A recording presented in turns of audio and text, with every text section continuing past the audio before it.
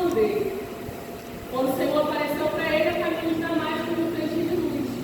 O que me chamou muita atenção nesse texto foi que o Senhor apareceu para ele e perseguia Jesus. Ele sabia que tinha um Messias, já tinha ouvido falar de Messias, e ele estava perseguindo todo aquele que apregoava a palavra e a Jesus. E quando Jesus apareceu para ele no trecho de luz, ele simplesmente perguntou o que é que eu faço? Ele perguntou para Jesus o que é que você quer que eu faça? Como alguém que perseguia, Deus mesmo levantou um milagre do Senhor, cai sobre o chão e pergunta: o que eu faça? O que é que eu faça?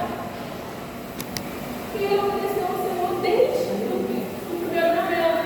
Deus mandou ele ir até Damasco. Cego, né?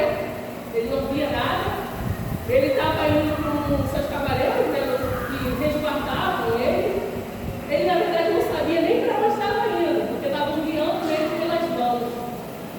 Alguém que foi perseguidor estava sendo guiado pelas mãos. Olha o que Jesus faz. Ele pega o perseguidor, transforma a vida do perseguidor para quê? Levar o seu palavra, o Evangelho. E quando ele chega lá em Damasco, o Senhor aparece a Ananias, o seu servo, e logo diz: eis-me aqui, Senhor, para o que o Senhor mandou ele fazer.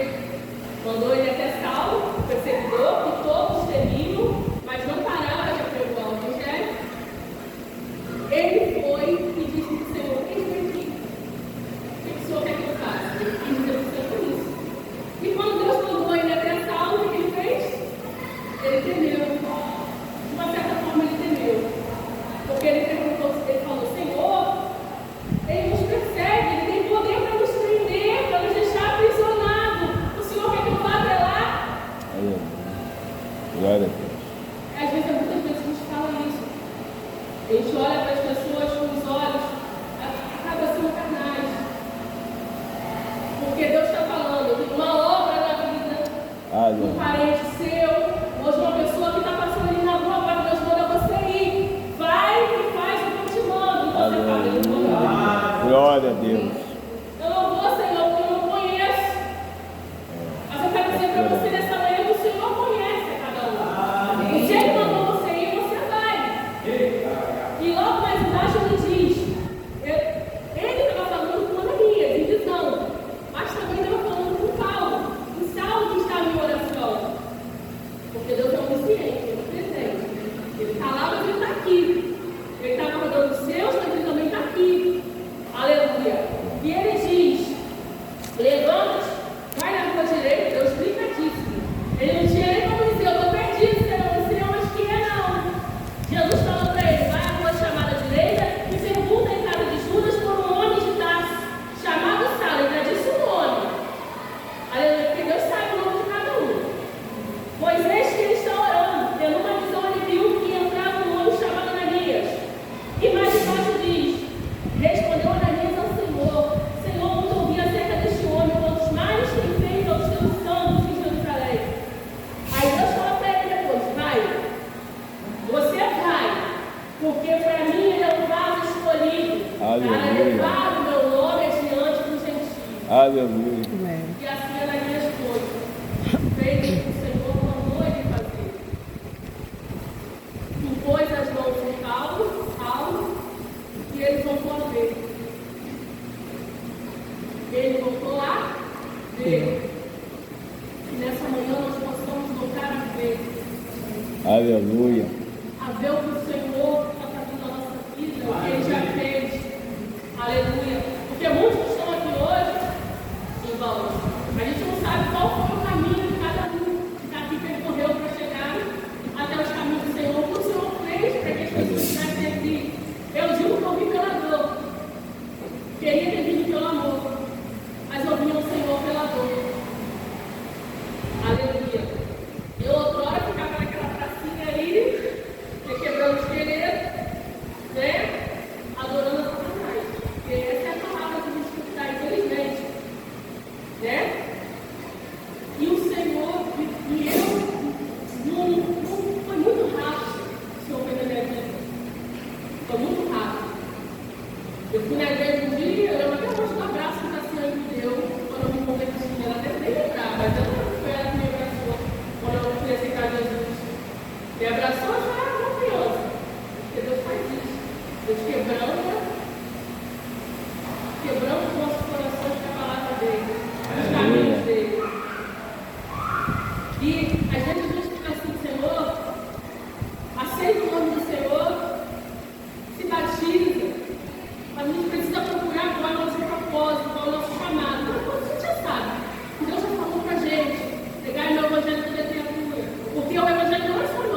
Aleluia.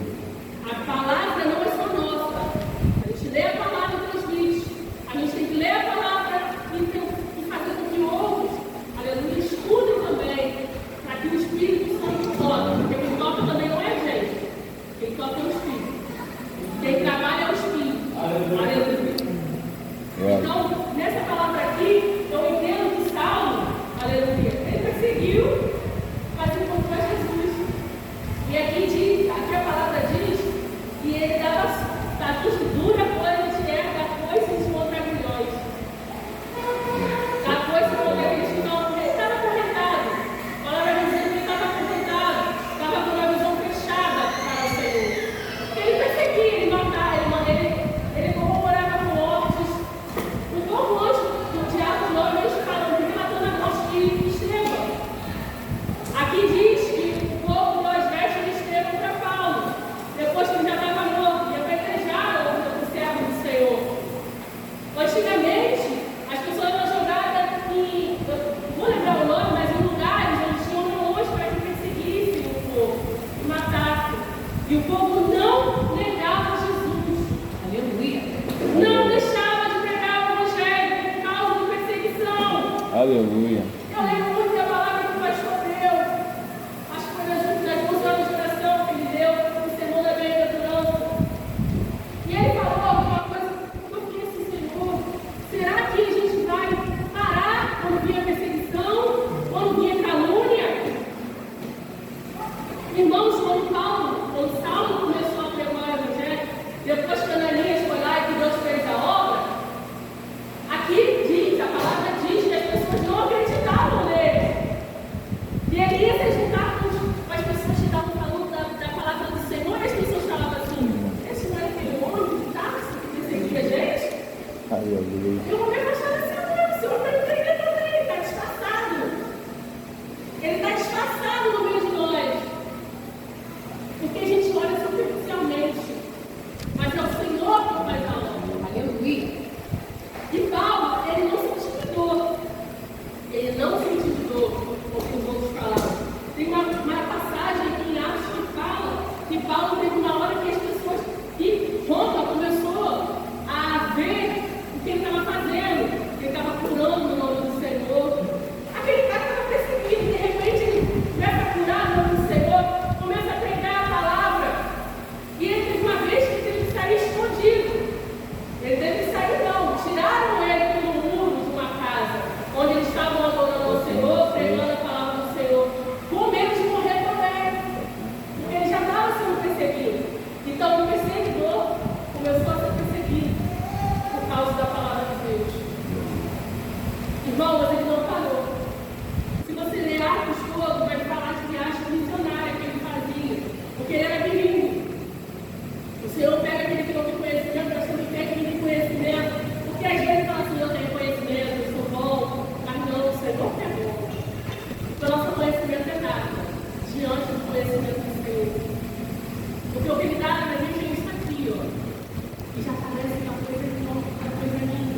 Imagina quando a gente chegar lá no céu, quantos conhecimentos a gente vai ter, né? Quando os nossos olhos serão abertos. E aqui vem dizendo que ele pregou o Evangelho. Ele pregou o Evangelho a todos os campos. Está aqui dizendo, Saulo, deixa eu procurar aqui, para não falar besteira. Quando o Senhor chamou ele disse que o Senhor disse que eu sou Jesus, a gente persegue. E ele terminando, olha o Senhor que é que eu faço. E diz: levanta-te e entra na cidade da direita, e os homens te mostrarão. E Saulo mostrou até a rede, os olhos não vêm ninguém. E 3, e a vida mais, eu vou achar aqui e vou falar depois. O Senhor vai me lembrar. Aleluia. E mais para frente, a gente vai ler lá agora em 1 Timóteo 1. Os irmãos abram aqui, 1 Timóteo 1. Aleluia. Os irmãos acharam? Amém. 1 Timóteo 1, você vai ler comigo do 11 ao 20.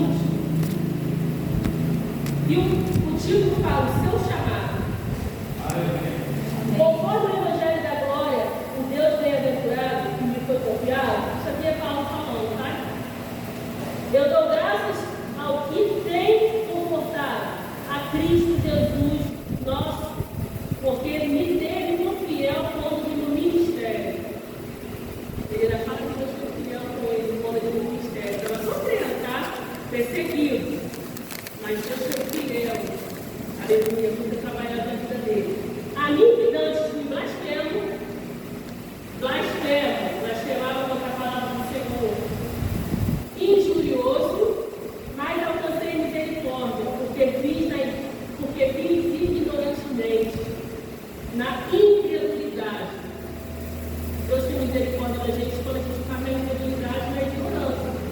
Agora que a gente está na palavra, a gente está no Senhor, a gente tem que ter discernimento. Aleluia.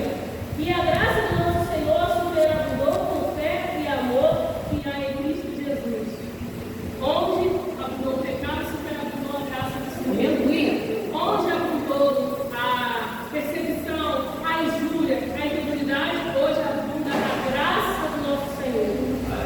Esta é uma palavra fiel e digna de toda aceitação, que Cristo Jesus veio ao mundo para salvar os pecadores, dos quais eu sou o principal. Mas por isso alcancei misericórdia, para que em mim, que sou o principal, Jesus Cristo mostrasse toda a sua longanimidade, para exemplo dos que haviam de crer nele para a vida eterna. Jesus pegou aquele que ninguém dava nada e transformou no céu. Aleluia. E é isso que às vezes ele fez com a gente. Às vezes você estava lá no mundo e as pessoas te olhavam e diziam: é só mais uma pessoa, mas para Deus você é muito mais. Aleluia. Ora, o Rei dos séculos, imortal, 17, invisível, ao único Deus sabe, seja a honra e a glória para todos sempre. Este mandamento te dou, meu filho Timóteo, que segundo as profecias que houve acerca de ti, milites por esta milícia boa, por esta boa milícia. É uma carta para Timóteo, para que persevere também, igual ele perseverou, porque Timóteo aqui também fazia uma grande obra no Senhor. Aleluia. Tem uma parte, depois de Atos Apóstolos, que Paulo apregoa com Timóteo em vários lugares. Aleluia.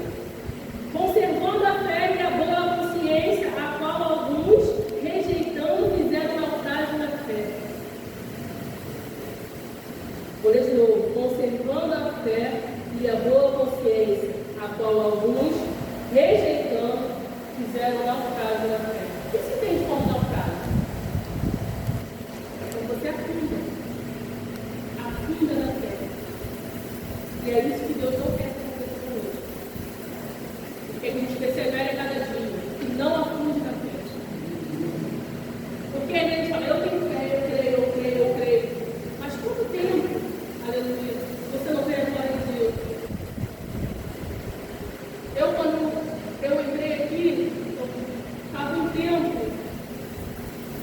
sem ver o sobrenatural de Deus. Eu não menti, porque a gente está perante os irmãos da igreja e perante o Senhor, que é o principal. Mas Deus tem feito tantas maravilhas, Deus tem confirmado tantas coisas. E eu falei: Senhor, como que eu fiquei tanto tempo, aleluia, sem isso, e fiquei natural, normal. Esse lugar que você está hoje é um lugar de adoração. A gente se junta aqui para adorar o nome do Senhor, para ver o seu sobrenatural. Aleluia. Certo que o culto ele não é só aqui, quando a gente também sai para a nossa casa.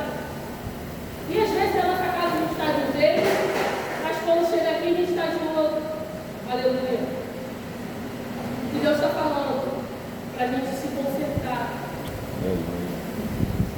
Porque Ele tem um chamado para cada um. E do mesmo jeito que a gente adora o Senhor, que a gente também possa adorar e buscar dentro da nossa casa. Ontem eu escutei que o pastor Bruno já tinha escutado aquela palavra, mas ontem eu pensei: gente, meu Deus, isso é muito lindo. Porque o nosso primeiro ministério é a nossa casa. Aleluia.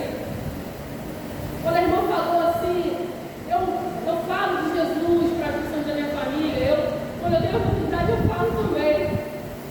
Se eu não estou sozinha, porque tem muita gente que está na nossa casa, mas não aceitou Jesus, e Deus tem uma obra muito grande para fazer ali. E Ele vai fazer em nome de Jesus. Mas a gente não pode desistir, a gente não pode esclarecer. A gente não pode parar, porque o tempo não para. Ele não vai esperar você cumprir o seu chamado. Aleluia. Deus está